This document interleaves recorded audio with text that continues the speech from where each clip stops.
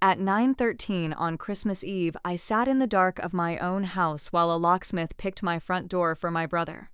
My name is Sable Whitaker, and for 37 years my family treated me like the empty chair at every Christmas table. But that night, Caleb stood on my porch with my parents, his wife, and a fake deed that said my house belonged to him. He thought I was gone. He thought the county stamp made his lie real. He thought all he had to do was change the locks before morning.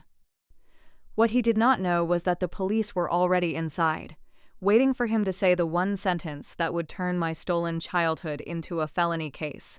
Chapter 1. The amble chair the locksmith's tools scraped against my front door at 9:13 on Christmas Eve, and I sat in the dark listening to a sound I had spent my whole life fearing without knowing it. The house on Larkspur Lane was cold on purpose. I had turned the heat down before sunset, shut off every lamp, and left the front room still enough to look abandoned from the street. Outside, Owen Keeler worked on my lock with the careful patience of a man who thought he had been hired for an ordinary job. Behind him, my brother Caleb's truck idled at the curb, the engine rumbling low through the winter air. I knew that truck before I saw it on the doorbell camera. I knew the uneven cough of its muffler. I knew the way Caleb slammed a door when he wanted the world to know he had arrived. I knew his laugh, too, the one he used when he believed he had already won. Tessa was with him. I heard her voice through the door, sharp and low, telling Owen to hurry before someone noticed. My mother Marian stood on the porch, too, her voice trembling in that soft, wounded way she used whenever she wanted cruelty to look like concern. My father Dale stayed behind them, quiet as always, a man who had spent decades turning silence into a family tradition. Caleb had a folder in his hand. I had seen the papers inside it already. A quitclaim deed recorded in Ashford County, claiming I had transferred my house to him. My signature was on it, except it was not my signature. My name was there, except it had been used to erase me. They thought they were walking into my empty house. They did not know Detective Marcus Vale was standing 10 feet from me in the dark. They did not know 2 uniformed officers were waiting in the back hall with my written consent folded into the case file. They did not know Dana Whitfield from the Ashford Ledger was parked across the street, outside the property line, waiting until the scene was secure. Most of all, they did not know that for the first time in my life, I was not the child outside the door. The first door I remember standing outside of was our dining room door on Christmas in 1997. I was 9 years old, wearing a navy church dress with white tights that itched at the knees. My mother had set the table like she was staging a magazine photograph. Cloth napkins, gold-rimmed plates, pine branches in the center with little red berries tucked between the candles. I stood in the doorway and counted chairs, one for my mother Marianne, one for my father Dale, one for Caleb, who was 5 and already treated like the sun rose because he wanted it to, one for Uncle Evan, a few more for relatives who only came around when there was food and something to judge. I counted again because children will do almost anything before admitting the truth. There was no chair for me. My mother saw me counting. She did not look embarrassed. She did not rush to fix it. She came over, crouched in front of me, smoothed the collar of my dress, and gave me the kind of sad smile people use when they want you to feel guilty for noticing what they did. She said there were only so many places we could set. Then she handed me a plate and pointed toward the kitchen. I ate Christmas dinner on a stool by the stove, balancing my plate on my knees while laughter rolled out of the dining room. I remember the smell of turkey and cinnamon. I remember the heat from the oven against my back.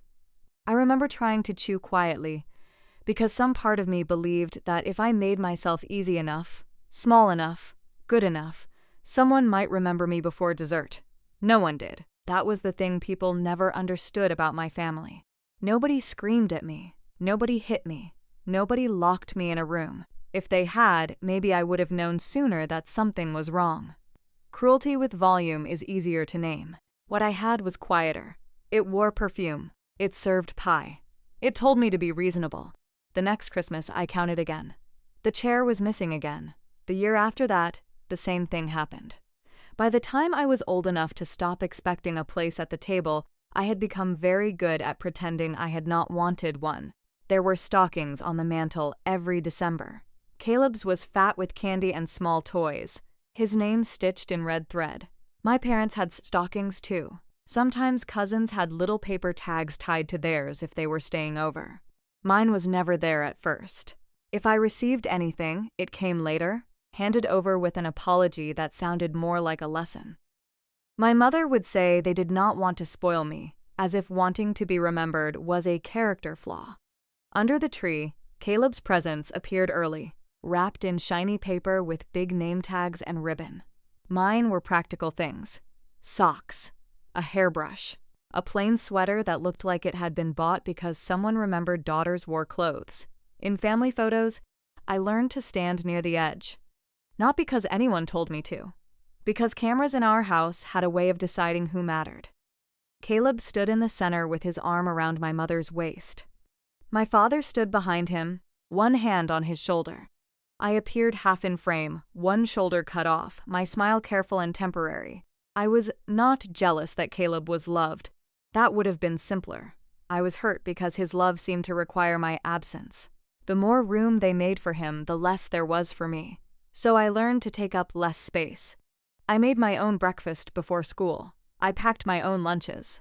I taught myself to braid my hair by watching my reflection in the dark window over the kitchen sink. By 12, I could do laundry, scrub a bathroom, thaw chicken, and make sure Caleb's permission slips were in his backpack. Because my mother would sigh if they were forgotten, and somehow look at me. There was one object in our house no one talked about. On my mother's dresser sat a small silver frame turned toward the wall. I saw it once when I was about 10. Inside was a photograph of a pale yellow hospital blanket folded around something that was not visible. No baby, no face. Just the blanket and my mother's hands. I picked it up because children still believe mystery is an invitation. My mother took it from me so quickly that the frame bit into my fingers. Her face changed, not into anger exactly, but into something colder and older. She told me it was not for little hands. After that, I noticed December did something to her. Around the middle of the month, she would drift away from us, while still standing in the same rooms. Her coffee went cold by the window. Dinner burned or never started. She looked through me more than at me. My father moved softly during those days, like the floorboards might crack under the wrong step. I did not know what the yellow blanket meant.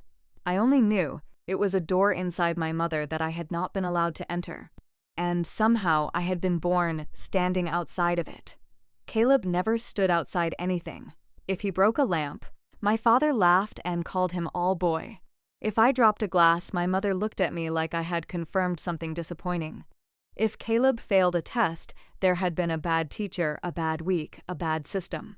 If I brought home a B, my mother asked whether I had been distracted. When Caleb wanted a bike, there was a bike. When Caleb wanted a bigger birthday party, there was a bigger party. When Caleb wanted attention, the room rearranged itself around him. He learned that the world should move furniture to make space for him. I learned to stand where no one would trip over me. One Christmas when I was 13, Caleb was showing off at dinner. He had been making faces at a cousin across the table, waving his fork, reaching too far. His elbow hit the cranberry sauce, and the bowl tipped straight into my lap. Red spread across the skirt of my dress, thick and cold, while the room went quiet for half a second. Then Caleb laughed. A few relatives laughed too, relieved that the mess had landed on someone easy. I stood there with my face burning, my hands hovering uselessly over the stain. My mother did not scold Caleb. She did not ask if I was okay. She pressed her lips together and told me to go change before I ruined the mood. My father looked at me from the far end of the table. His mouth opened slightly, like a word had started somewhere inside him. Then he looked down at his plate. Nadine Price, my cousin, stood near the doorway with a roll in her hand. She saw everything. I saw her see it. She looked away. I walked into the hallway with cranberry sauce soaking through my dress and stopped just outside the dining room. Through the narrow opening, I could see the table glowing under the chandelier. I could see Caleb reaching for another roll. I could see my mother smoothing the tablecloth where the bowl had spilled, saving the picture of the evening. That was when I understood something I did not yet have language for. Even when I was the one hurt, the thing my mother protected was the table, not me. It took me years to understand that a child does not have to be beaten to be erased. Sometimes all it takes is no chair, no plate, no name on a stocking, and a room full of adults who decide silence is easier than saying the child belongs here too. I did not know then what the yellow blanket meant.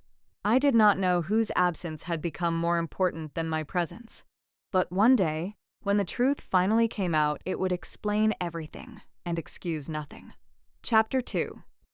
The house I built from a bakiki carried that kind of silence with me until June of 2006, when I graduated high school and left my parents' house with one duffel bag, my diploma, one framed photograph where I happened to be standing in the center, and $1,430 in cash. I was 18 years old. My car was a 1999 Toyota Corolla with a cracked dashboard, a passenger window that only rolled down if I pressed the button and hit the door at the same time, and a heater that worked when it felt generous. I had paid $700 for it from a man who told me the engine had character, which turned out to mean it made a sound like a washing machine full of nickels. The morning I left, my mother stood at the kitchen sink rinsing a coffee mug she had already washed twice. My father sat at the table with the newspaper folded in front of him, though I could tell by the way his eyes did not move that he was not reading. Caleb was 14. Sprawled on the couch with a bowl of cereal balanced on his chest, watching cartoons too loudly for a house where someone was leaving. I stood in the doorway with my bag on my shoulder. "I'm going now," I said. My mother did not turn around right away. She placed the mug in the drying rack, adjusted it so the handle faced the same direction as the others, and said, "Call when you get wherever you're going." That was all. Not "where are you going?" Not "do you have enough money?" Not "are you safe?" Not "stay." My father lowered the top edge of the newspaper for half a second. His mouth moved like maybe a sentence had been born and died before it reached his teeth. Then he nodded once and looked back down. Caleb did not look away from the television. "Don't take my charger," he said. I almost laughed because that was Caleb. Even in my leaving, he was checking whether anything of his had been disturbed. "I didn't," I said. And then I walked out. No one followed me down the hallway. No one stepped onto the porch. No one stood in the driveway while I backed out. In the rearview mirror, the house looked exactly the same as it always had. Closed curtains, trimmed shrubs, wreath still hanging on the garage even though it was June, because my mother forgot certain things when they stopped helping the picture. I drove for almost 2 hours before I pulled into a roadside diner off the highway. The sign out front buzzed in the heat, and the parking lot smelled like asphalt and fried onions. I parked at the far edge, turned off the engine, and sat with both hands on the steering wheel until my body finally understood no one was coming after me. Then I cried. Not loudly. I had never been a loud crier. Loud feelings drew attention, and attention in my parents' house usually became correction. I cried with my forehead against the steering wheel, one hand over my mouth, my diploma sliding off the passenger seat onto the floor. When it was over, I wiped my face with a napkin from the glove compartment, went inside, and ordered eggs, toast, and black coffee because that was the cheapest full plate on the menu. The waitress called me honey. I almost cried again. Sitting in that cracked vinyl booth, I made myself a promise. One day I would own a place with my name on it. Not a room someone could take back, not a chair someone forgot to set out. A real place. A door with a lock. A deed with my name written so clearly no one could pretend they did not see it. At the time, I did not fully understand what a deed meant. I only understood that I wanted something in the world to say I belonged somewhere. The first few years were not pretty, but they were honest. I started with a yellow bucket, 3 rags, a bottle of glass cleaner, a bottle of bleach, and a pack of sponges from the dollar store. I cleaned houses for women who worked too much, men who had just gotten divorced, older people whose knees hurt too badly to scrub bathtubs, and families who left more crumbs under their kitchen tables than I had ever been allowed to leave on top of one. I took weekend jobs, holiday jobs, winter jobs no one else wanted because roads were icy and people were cranky, and the houses smelled like wet boots and old heat. Some nights I slept in the Corolla behind a grocery store where the security guard had a soft spot for girls who kept their heads down and their cars moved before sunrise. I showered at a gym that cost $11 a month and smelled like rubber mats and cheap soap. Every dollar had a place before I spent it: gas, supplies, food, future house. I wrote those words on envelopes and tucked them under the floor mat in my trunk. My first real client was a single mother named Denise, who worked double shifts at a nursing home. Her kitchen looked like life had simply collapsed there. Dishes in the sink, mail on the counter, cereal stuck to the floor under a high chair. She apologized 3 times before letting me in. "I'm sorry it's so bad," she said. I looked at her tired face and said, "It's just a room. We can start with 1 room." When she came home 4 hours later, the dishes were done, the counters were clear, the floor was clean, and the mail was stacked in 3 neat piles. She stood in the doorway with her hand over her mouth and cried, "No one has helped me without making me feel ashamed in a long time," she said. That sentence stayed with me. Denise told 2 friends. Those 2 told 3 more. Slowly, my name moved through Ashford County in the way good work does, when it does not have money for advertising. I learned which cleaners ruined old tile, which homeowners hid spare keys in fake rocks, which people wanted you to talk while you worked, and which people just wanted to come home to peace. I also learned that a house was not just walls and a roof. A house was trust. A house was access. A house was a key placed in your palm by someone who believed you would not use it against them. Years later, that lesson would matter more than I knew. One of my longest clients was Gloria Haynes. She was already in her 70s when she became one of my clients, sharp as a tack. With silver hair she wore in a braid and a brick house on the older side of Ashford County. Gloria kept every receipt, every warranty, every handwritten Christmas card anyone had ever sent her. She said paper remembered what people tried to forget. Her nephew came around one spring with a form he wanted her to sign. "It's just to help with taxes," he told her at the kitchen table while I was wiping down the cabinets. Gloria looked at me over his shoulder. Not scared, exactly, alert. "I think I'll call Mr. Larkin first," she said. Her nephew's face changed so quickly I almost missed it. Mr. Larkin was her attorney. By the next week, I learned the simple form was not simple at all. It could have affected her rights to the house. I did not understand every legal word, and I did not pretend to. But I understood Gloria's attorney when he told her that the people who knew where the spare keys were sometimes the same people who knew where to press. "Family knows the weak spots first," he said. I wrote that down in my head and never lost it. By 2013, I had stopped thinking of myself as a woman with cleaning jobs and started thinking like a business owner. I registered Hearthline Home Watching Care with the state of Ohio because I wanted the name to say what we actually did. We cleaned, yes, but we also checked houses for snowbirds, handled seasonal property visits, managed move-outs, met contractors, watched over elderly clients' homes when they went into rehab or assisted living. I learned contracts because I had to. I learned liability insurance because one broken antique vase could wipe out a month of work. I learned client authorization forms, key custody logs, service agreements, contractor access rules. I learned that a signature was not decoration. A signature opened doors. A signature moved money. A signature could protect you, or it could be used like a knife. By 2025, Hearthline had 5 vans, 14 employees, and 62 recurring clients. My operations supervisor, Harper Esses, was 29, practical, loyal, and allergic to nonsense. You know, Harper told me once while we were reorganizing key logs, most people who say they hate paperwork just hate being accountable. I laughed because she was right. I was not a lawyer. I never claimed to be. But I knew the weight of keys. I knew the weight of forms.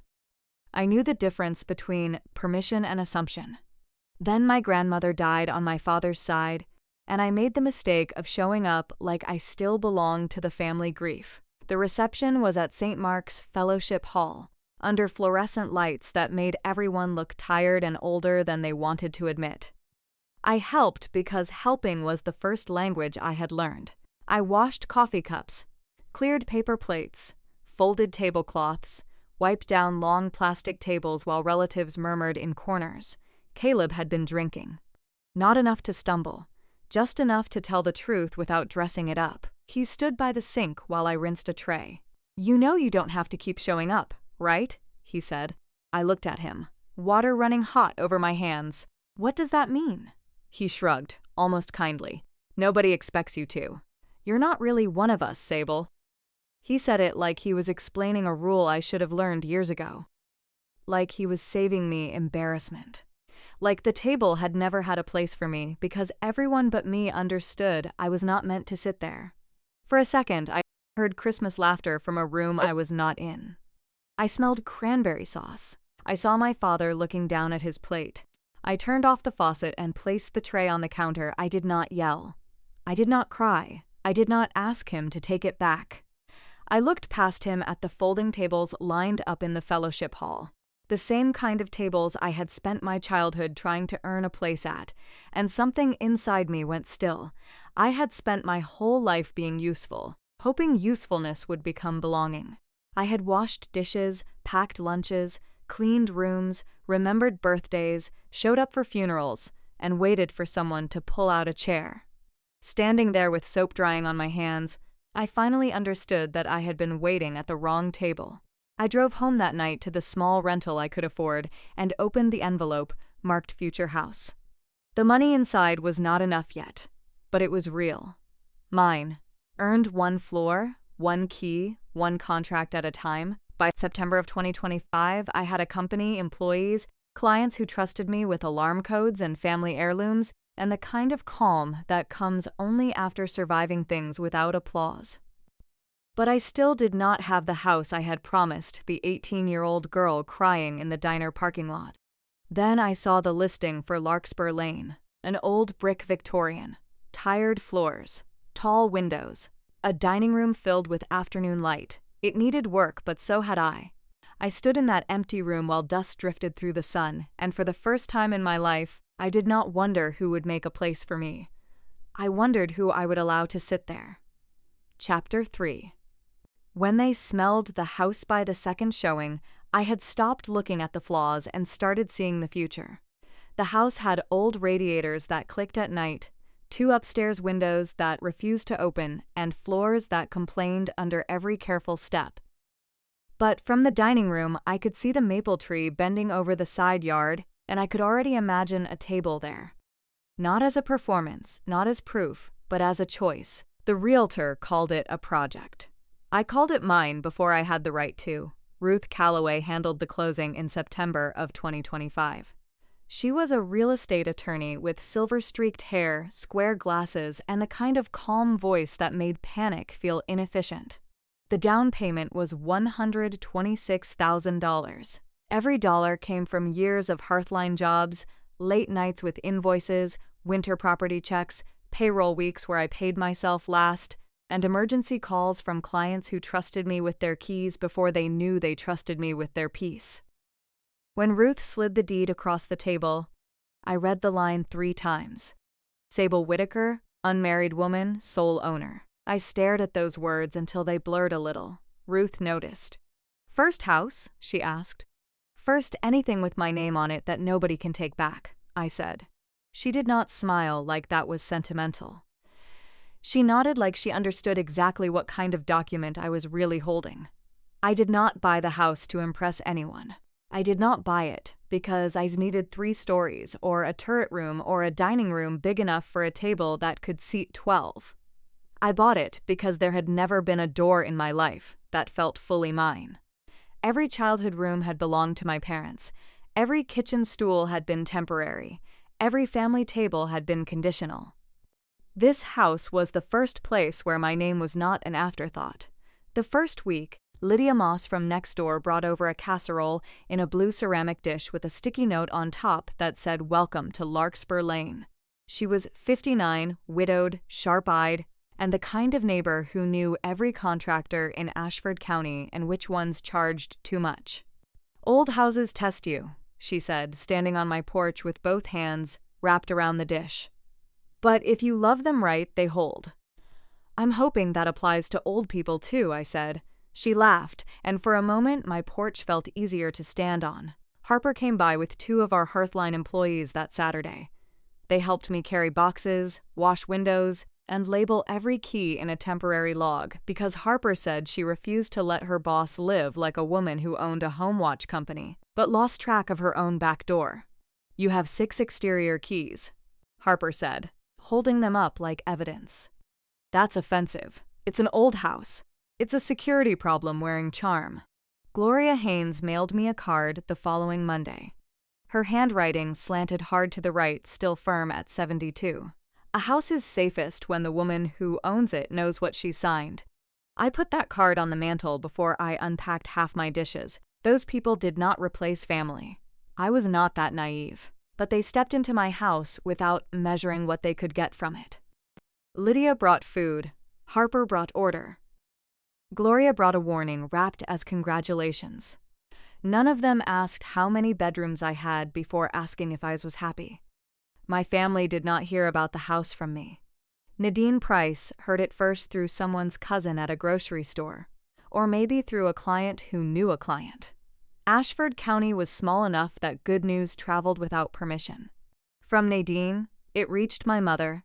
3 weeks after closing, my phone rang on a Tuesday afternoon while I was in the Hearthline office reviewing a contractor access form. "Mom." I stared at the screen so long Harper looked over from her desk. "You okay?" she asked. "I don't know yet," I answered. My mother's voice came through warm as fresh bread, which was how I knew something was wrong. "Sable, honey, I heard you bought a big old place." I looked at the deed copy pinned inside my file cabinet. "I did. Well, we'd love to see it. It's been too long, as if time had been the problem. As if phones only worked after a daughter bought brick and land." "It needs work," I said. "Oh, old houses always do. How many bedrooms?" The question landed too quickly. "A few." She gave a small laugh. "That sounds like you, always private." What she meant was selfish. My mother had a way of wrapping accusations in tissue paper. I ended the call without promising a visit. For the rest of the day, I felt the house differently. Not less mine, exactly, but newly visible. Like something precious had moved out from undercover. Caleb texted 2 days later. He had not texted me in more than a year. "How many bedrooms does that place have?" I stared at the message and waited. Another came before I answered. "What did you pay, then?" "Any mortgage, then. Is it under just your name?" I did not feel angry at first. I felt clear. I screenshotted every message. I typed back, "It's an old house. Lots to fix." He sent a thumbs-up emoji and nothing else. That night, I created a folder on my laptop and named it Larkspur. I dropped the screenshots inside. Years of running Hearthline had taught me that strange questions were rarely random. People told you what they wanted, if you paid attention before they started lying. Tessa called the next week. She had married Caleb 5 years earlier, and I never knew whether she loved him or loved the version of herself she could perform beside him.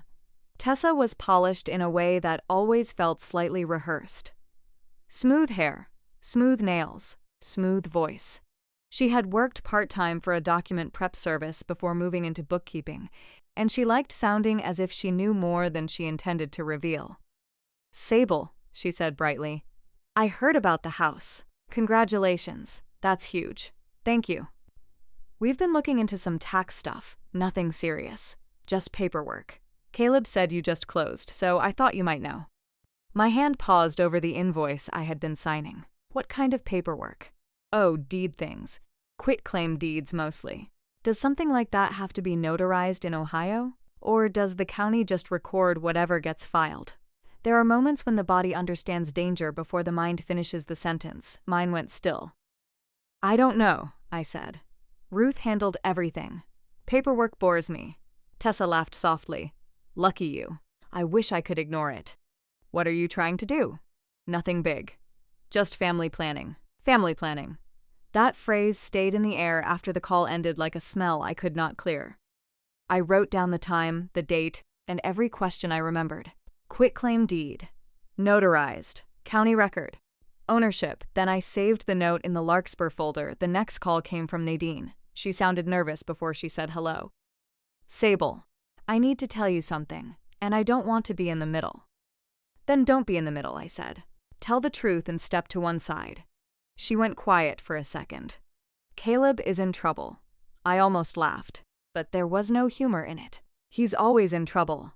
No, I mean real trouble. Business loan, credit line, and some private lender named Braddock. I heard 118,000.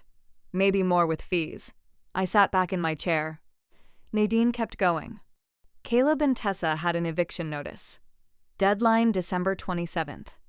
My parents had already refinanced their house twice to help him through other failures. There was nothing left for them to pull from. And Marian is talking, Nadine said. That made my chest tighten more than the debt. Talking where? At St. Mark's. To the hospitality committee. To anyone who will listen without seeming like they're listening. She says you bought a huge house for one person while Caleb might lose his roof. I closed my eyes. There it was. Not a request yet. A stage being built. Nadine's voice dropped. I'm sorry. I know I didn't say anything when we were kids. I saw things. I just didn't know what to do. I thought of cranberry sauce on my dress and Nadine looking away.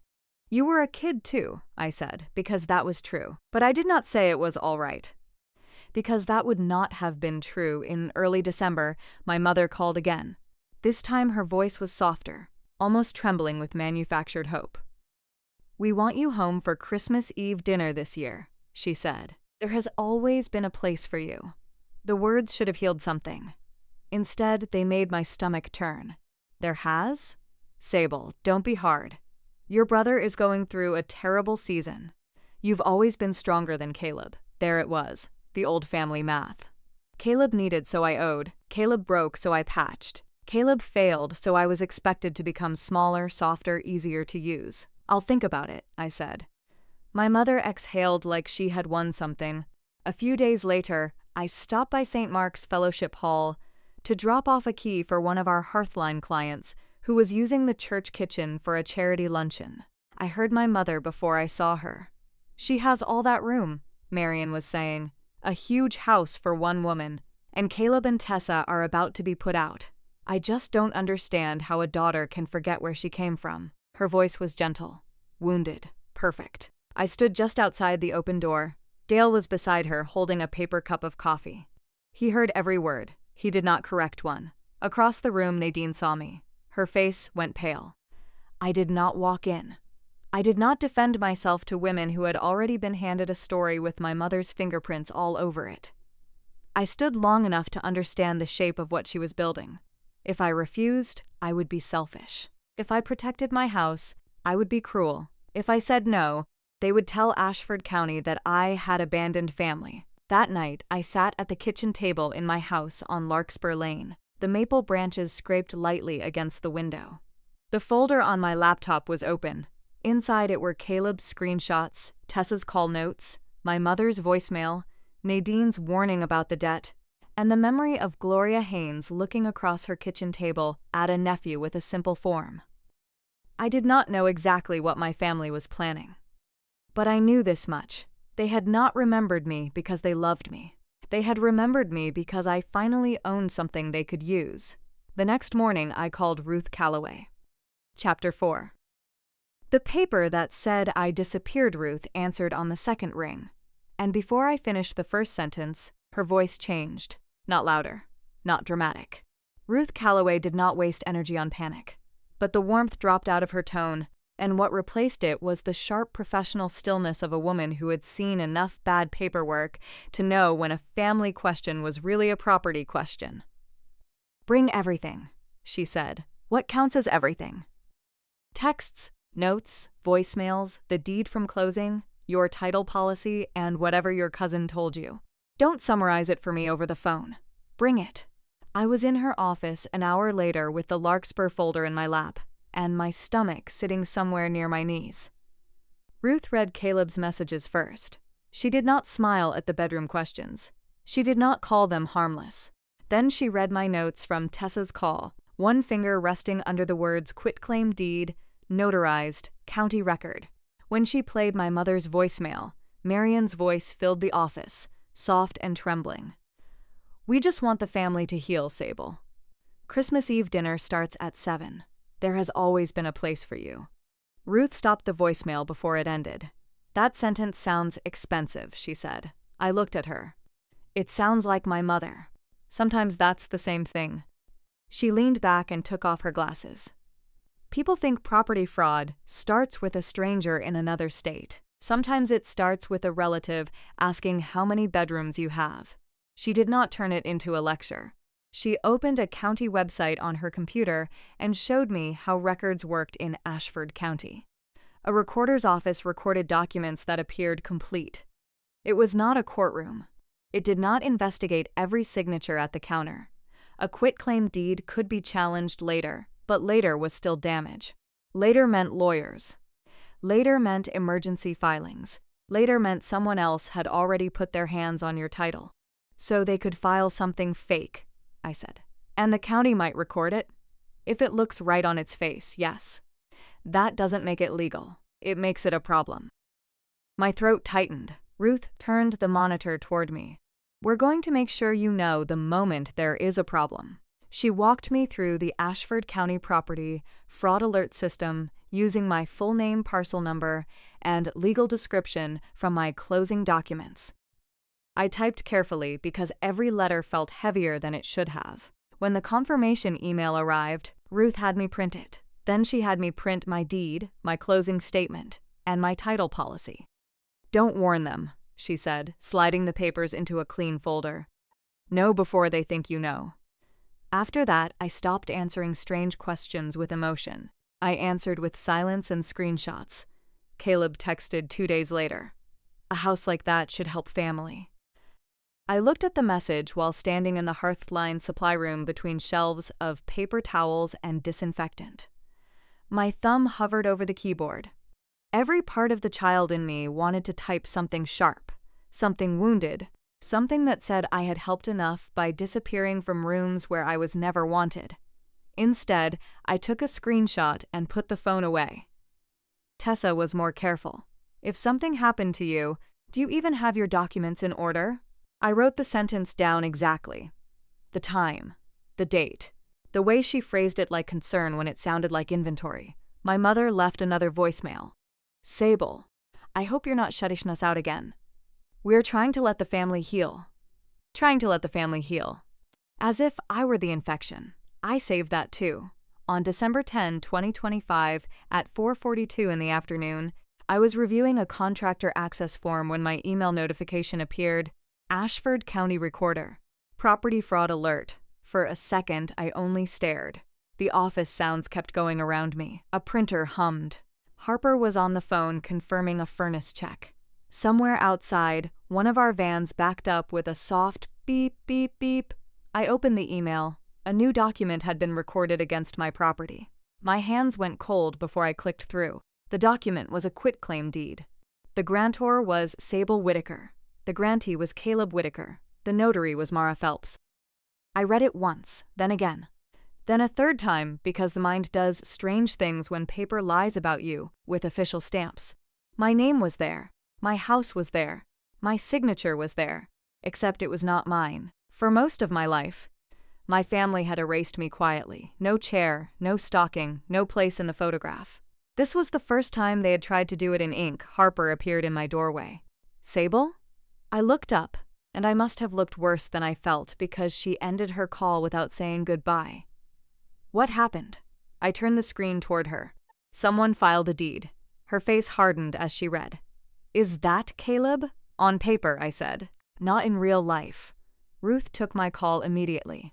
The next morning, we met at the Ashford County Recorder's office as soon as the doors opened. The lobby smelled like old paper, coffee, and wet coats. People stood in line to record mortgages, request copies, fix ordinary things. I held my folder against my ribs like it could keep my name inside my body. Ruth requested a certified copy. When the clerk stamped it and slid it across the counter, the sound felt final, even though Ruth had told me it was not. She wrote down the recording number, the filing date, and the document prep service listed in tiny print near the bottom. Then she pointed to the notary section. "Mara Phelps," she said. "We call her next." Mara answered from what sounded like a busy kitchen. Ruth introduced herself, gave the commission number, and asked whether she had notarized a quitclaim deed for Sable Whitaker on December 8. The silence on the line lasted long enough for me to hear my own pulse. "I have never met that woman," Mara said. Ruth's eyes lifted to mine. Mara went on. Her stamp had gone missing in November. She had reported it, but she had not thought anyone would be foolish enough to use it on real estate. When Ruth ended the call, she wrote false notarization on her legal pad. "This is no longer a suspicion," she said. "This is a case." Detective Marcus Vale worked property crimes for the Ashford Police Department. He had a tired face, a neat desk, and the patient expression of a man who knew people often committed felonies while calling them family matters. He looked at my real deed, the forged deed, the fraud alert, Caleb's texts, my notes from Tessa's call, Marion's voicemails, Ruth's note from Mara Phelps. When he finished, he tapped the forged deed once. "This is not a sibling dispute," he said. "This is a forged signature, false notarization, fraudulent filing, and possibly attempted property theft." My mouth was dry. What if they come to the house? Then we document what they do. "Is that entrapment?" He shook his head. "Not if you don't persuade them to commit a crime. They already filed the deed. If they hire a locksmith, come to your door, claim ownership, or try to take possession, that's their choice." I thought about Caleb learning his whole life that wanting something was close enough to deserving it. "He'll say it's his," I said. Part of me still wanted to call Caleb, to tell him I knew, to hear him panic. Detective Vale must have seen it on my face, because he leaned forward. "Do not confront him," he said. "If you warn him, he can step back, destroy evidence, and call this a misunderstanding. If he chooses to act on that deed, let him do it in front of witnesses. Then let him say it where we can hear him." Because my mother had already started shaping the story at St. Mark's. I called Dana Whitfield at the Ashford Ledger. She had been writing about deed fraud in the county, the quiet kind that did not look like a masked robber, but could steal a house all the same. Donna listened without interrupting. "I won't stand inside an active police operation," she said. "I'm not looking to contaminate evidence or make myself the story. I don't want a spectacle." "Good. I want documents and truth." We agreed she would wait outside the property line if anything happened, and only approach after Detective Vale cleared the scene. In the days before Christmas, I let my mother think I was undecided. I told her I might stop by late, that work was complicated, that I needed rest. She heard what she wanted to hear. Caleb and Tessa heard what they needed to hear. A house that might be empty. A daughter who might still be trained to make things easy. Detective Vale had me sign written consent for officers to be inside my home if Caleb showed up. The plan was simple. No one would move too soon. They would wait for a clear act. A locksmith opening the door. Someone stepping inside. Someone claiming ownership. Someone trying to change locks or take possession. Harper agreed to handle Hearthline if the situation spilled into business hours. Lydia Moss was told that if she saw police lights, she should stay inside and not try to help. Ruth kept her phone on. Dana parked where she could see without crossing the line. On December 24th, at 8:51 p.m., my doorbell camera sent an alert. A truck stopped at the curb. Caleb got out first, folder in hand. Tessa followed, scanning the street. My mother pulled her coat tight around herself like she was cold enough to be innocent. My father climbed out last and stood behind them, already looking like a man who knew silence would not save him this time. Then Owen Keeler walked up the path carrying a locksmith's bag. I lowered the phone and looked at Detective Vale in the dark. "They came," I said. His voice was calm. "Then let them show us why." Outside, Owen crouched at my front door, and the first thin scrape of metal touched the lock. Chapter 5. The place I set for the polyseed lock gave with a small, clean click, and for one breath the whole house seemed to hold itself still. Owen Keeler pushed the door open first, only a few inches. Cold air slipped into my front hall, carrying the smell of exhaust, damp wool, and December. He hesitated when he saw the darkness. "Mr. Whitaker, Are you sure nobody's home? Caleb stepped closer behind him, impatient, one hand gripping the folder like it was a weapon and a shield at the same time. It's my house now. I showed you the deed. Owen shifted his bag on his shoulder. I just don't like changing locks when the place looks occupied. Tessa's voice cut through the dark from the porch. We need the locks changed tonight. Once we have possession, she can fight it later. There it was. Not fear, not confusion. Possession, Caleb laughed under his breath, and I could hear the arrogance in it, the same careless confidence he had carried since childhood. The county already recorded it. She can't keep a house this big while we lose everything. My mother made a soft sound behind him, almost like a sob. For one terrible second, I thought maybe she would finally stop him. Maybe she would say my name like I was her daughter before I was his solution. Instead, Marian whispered, "Sable has always been stronger. She'll survive." That sentence did something to me. Not because it surprised me, but because it didn't. Tessa stepped inside first with her phone flashlight raised. Caleb followed, holding the folder against his chest. Marian came next, looking around my front hall with wet eyes, not ashamed enough to leave. Dale entered last, pale and silent, carrying the same empty expression he had worn every time my mother pointed me toward the kitchen. Tessa swept her light toward the staircase. "Owen, check the back door and garage lock too. We don't want her slipping in and making a scene." Caleb turned toward my dining room.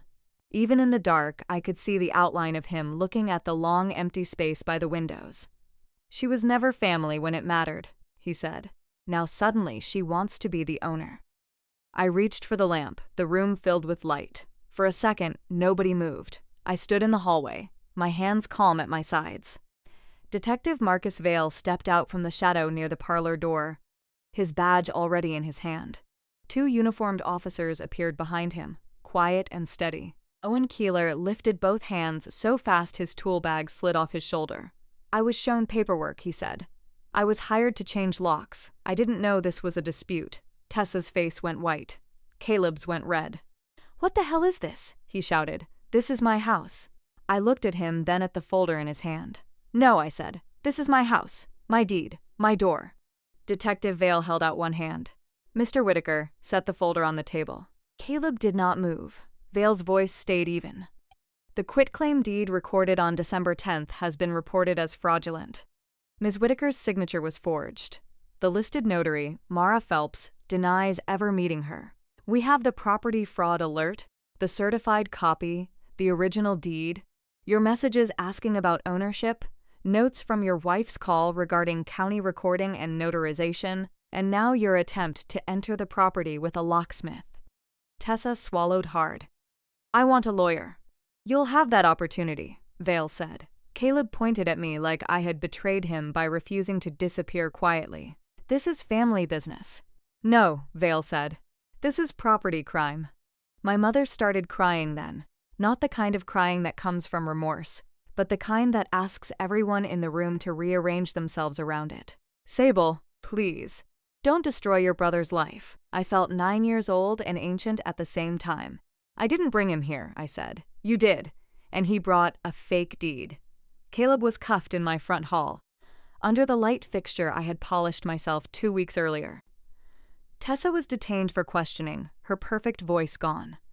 Owen stayed behind to give a statement, shaking as he explained that Caleb and Tessa had shown him a recorded deed and said the owner was refusing to leave. Vale told him his license would be reviewed, but cooperation mattered. Marian was not arrested that night. Not because Detective Vale believed she was innocent, and not because I did. There simply was not enough direct evidence yet tying her hand to the forged signature, the document prep service, or the false notarization. But Vale warned her clearly that she was not to contact me, return to the property, or send anyone else to do it for her. Dale sank onto the bottom stair like his knees had finally given out under the weight of all the years he had stood by. Across the street, Dana Whitfield waited until Vale cleared the scene before she stepped from her car. She did not rush my porch with a camera. She took notes from the public sidewalk and later got the documents through Ruth and me. That mattered. The truth did not need to be messy to be seen. After Caleb was led outside, my mother turned to me with a ruined face. "There was always a place for you." I almost laughed. "When I was 9, I said, you handed me a plate and pointed me to the kitchen." Her mouth trembled. "You don't understand what I lost." I did not know then what she meant, but I heard the door opening behind the words. "You don't get to call it family only when you need my house." She looked away first. Dale stayed on the stairs after the officers took Caleb and Tessa out. He looked smaller under my roof than he ever had under my parents' roof. "There was a baby," he said. My breath caught. He said her name was Elowen, my mother's first daughter, born in 1987, gone before she ever came home, wrapped in a pale yellow hospital blanket, the silver frame, the December silence, the room inside my mother I had never been allowed to enter. "You came too soon after," Dale whispered. "Your mother never got past it." I stared at him, and the pity I felt was real, but it did not soften the truth. "She grieved one daughter by erasing the one who lived." He covered his face. I knew it was wrong. "Then where were you when I ate in the kitchen?" He had no answer. "You didn't lose your voice," I said. "You chose not to use it." Later, Dale signed a witness statement confirming what he had heard that night. The talk about recorded deeds. Locks. Possession. It was the first useful thing his silence had ever produced. The next morning, Ruth filed a fraud notice and Liz Pendens to stop any transaction involving my house. I changed every lock before noon and kept the property fraud alert active. Harper ran Hearthline while I sat in police interviews and attorney meetings. Lydia brought soup to my porch and said only, "You don't have to open the door for anyone you don't want inside." A few weeks later, the court issued an emergency order confirming the deed was disputed and could not be used to transfer, borrow against, or sell the property. After review, the quitclaim deed was voided. Mara Phelps cooperated with the state notary board. Her missing stamp had been used without permission. The document prep service Tessa found came under investigation. Owen's license went under review, but his statement helped because he repeated exactly what Tessa had said. They needed possession before morning. Caleb took a felony plea for forged instrument, fraudulent filing, and attempted property theft. Part of his county jail time was suspended, but he got 3 years of probation, restitution, a no-contact order, and a felony record that Marion could not refinance away. The $118,000 he owed did not vanish. Mr. Braddock did not get my house. Tessa took a cooperation deal, admitted how they found the document prep service, and still walked away with probation, community service, and a record tied to false filing. For the first time in Caleb's life, my parents could not pay the consequence off the table. Dana's article ran in the Ashford Ledger after New Year's. It was not cruel. It was worse for my mother than cruelty. It was documented. It explained deed fraud, property alerts, forged signatures, and how often the person at the door was someone who knew where the spare key used to be. Marion was removed from the hospitality committee at St. Mark's. The women who had listened to her talk about my huge house stopped meeting her eyes. She left me one voicemail asking me not to let people misunderstand. I deleted it. Nadine called after the article. She cried and told me she remembered the kitchen stool, the cranberry sauce, the way everyone looked away. "I should have said something," she said. "Yes," I told her. "You should have." But I did not hang up. Some apologies do not fix the old room. They only tell you who is willing to stand in the new one honestly. Dale sent one handwritten letter. I read it once and put it in a drawer. I did not answer. My mother called twice more. I did not pick up. I did not need to hate them every day. I only needed to stop opening the door. On Christmas Eve of 2026, 1 year after Caleb tried to steal my house, I set a table by the windows in the dining room on Larkspur Lane, 12 places. Lydia came with rolls. Harper brought pie. Gloria Haynes came with her cane, her good winter coat, and a sharp comment about my napkin folds. Nadine came early and helped wash dishes without acting like it earned her forgiveness. A few Hearthline employees and neighbors filled the rest of the chairs. There was a stocking on the mantel with my name on it. No one ate in the kitchen unless they wandered in for seconds. No one stood half outside the photograph. No one had to shrink to keep the peace. I looked around that table and understood something I wish I had known when I was 9. Belonging is not something a family grants you because you behave well enough. It is not something they get to revoke when you stop being useful.